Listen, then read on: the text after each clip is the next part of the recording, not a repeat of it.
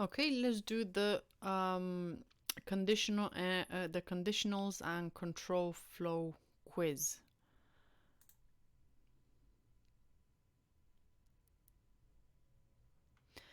Okay, this is gonna be interesting. So let's do the following Boolean expression will be evaluated to what value?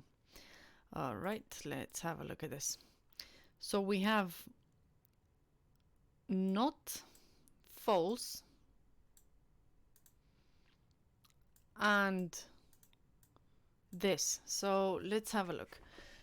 We have not false, which is gonna be true. So this is gonna be true, yeah.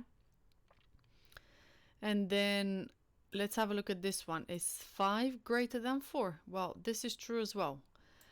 Now it means that we have true and true. If we have true and true, then this is gonna evaluate to true.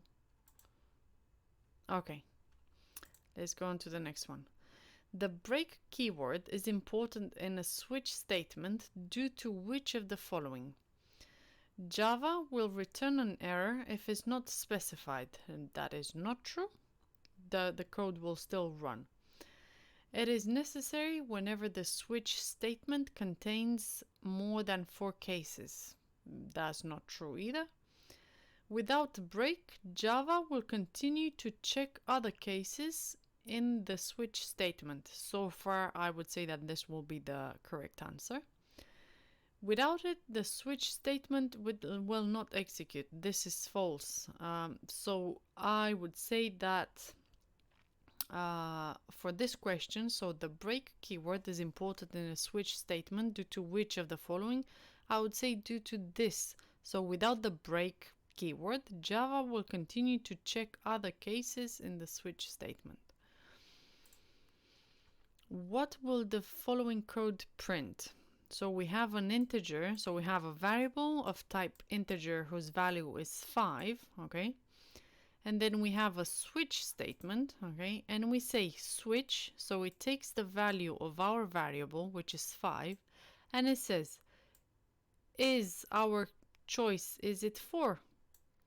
If it's 4, then do this, and then jump out of this whole switch case, okay? Since this is not the case, then go to this one. It goes on to the next one. Check if it's 5. If it's 5, then print this one. Is it 5? Well, yes, it is 5. So it's very clear that the answer is going to be print. So our answer will be this one. So case 5, print Layla A. Lee, okay? And then it breaks out, it comes out of there, okay? There's no point of checking the rest simply because we found a case where our condition is true. So our case 5 is our case 5, yes it is. Then it does this and then it breaks out of this switch statement. So therefore, I would say that the correct answer will be this one, first one.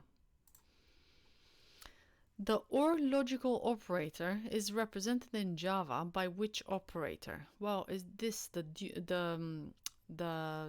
double pipe? Okay, so the logical OR operator is represented in Java by which operator? It should be the double pipe. Remember, we saw an example with it described as an OR in capital letters, but I mentioned a few times that this one is more used in, well, it's used in pseudocode, whereas this is the way we write it in code, okay? So whenever we want to write code. The AND logical operator is represented in Java by which operator? So it's going to be represented, the AND is represented by this, the double ampersand, okay?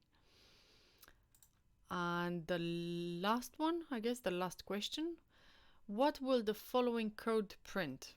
We have an if statement, so we have an if statement and then an else if and then the else. So check if this one is true. If this one is true, then print this. If this one ain't true, then go to this one. Check if this one is true. So if this condition here inside the parentheses, if that is true, execute this code, and if not, jump to the else and then execute this if all the others are not true. Okay, so let's see. If 5 is greater than 6, is this true? Well, no, it's not. It's gonna go to here, to the next one, to the else if block. In the else if block, we have the condition 6 smaller than 5. Well, this is not true either. So this is not gonna get executed. Instead, it goes to the else block, and it says print gym socks. So it will print this one, okay? And this is the end of our quiz exercise.